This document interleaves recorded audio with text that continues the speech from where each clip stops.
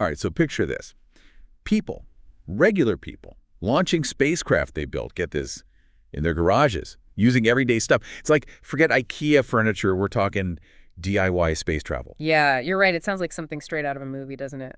But this research paper, the one we're going to really dig into today, they're saying they did exactly that.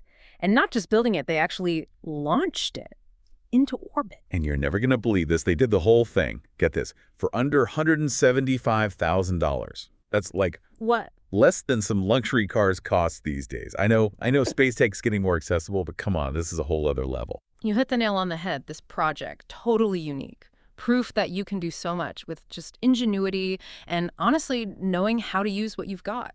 We're not talking about some fancy, expensive materials here either. We're talking PVC piping for the structure, for example, even aluminum foil to reflect heat. Wait, back up a second. Aluminum foil. Yeah. Like the stuff I've got in my kitchen drawer right now. Okay, so many questions. First one, is that even safe to use in space? And how on earth does that flimsy stuff hold up to, the crazy temperatures out there? Well, actually, it's a pretty smart move when you think about it. See, in space, it's a vacuum, right? So heat transfer, it mostly happens through radiation. And aluminum foil. Turns out it's surprisingly good at reflecting heat radiation. It keeps the spacecraft from basically turning into a microwave on high. And don't worry, they tested all of this extensively, these materials, I mean. Simulated the harsh conditions of space and everything, made sure they were up for the challenge. Wow, that's thinking outside the box, that's for sure. Who knew you could achieve so much with, like, creativity and a quick trip to the hardware store?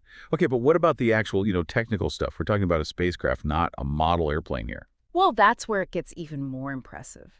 Get this, they actually made their own cold gas thrusters from CO2 canisters, like the ones in paintball guns, That's how they controlled the spacecraft's orientation.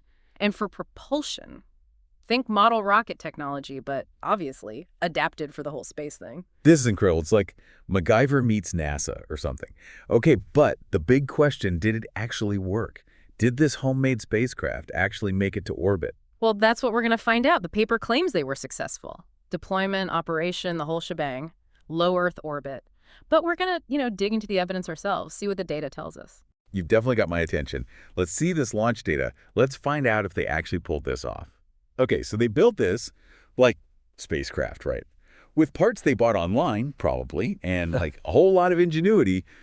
But did it actually make it to orbit? Yeah. What kind of data are we talking about to prove this wasn't just some, really elaborate hoax? Oh, this wasn't just some glorified science fair project with a weather balloon. No. They knew what they were doing. They had sensors for everything, temperature, pressure, you name it, all collecting data. And the important part, they had a ground station to receive that data from space. Okay, so we're talking real data transmitted from their, like, DIY spacecraft back down to their basement headquarters or something. I mean, this is incredible.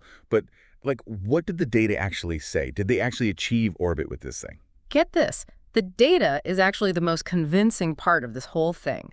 They recorded the orbital trajectory, the whole thing. It's all right there in the data. They actually achieved orbit. And hold on, it gets better. They even managed, get this, some basic attitude control using those CO2 canister thrusters. Remember those, the ones we talked about? You're blowing my mind right now. I'm trying to wrap my head around this. So you're saying they really launched this thing into space, this homemade spacecraft, and they were able to actually maneuver it using, like, stuff they probably had lying around their garage. This is unbelievable. And don't forget the electronics. They weren't using some top secret government-funded system. This was all done with off-the-shelf stuff, Arduino boards, Raspberry Pis, technology anyone can get their hands on. They basically, like, hacked their way into space. That's incredible. This just totally changes how we think about space exploration. But let's be real for a sec. This wasn't exactly, a SpaceX launch.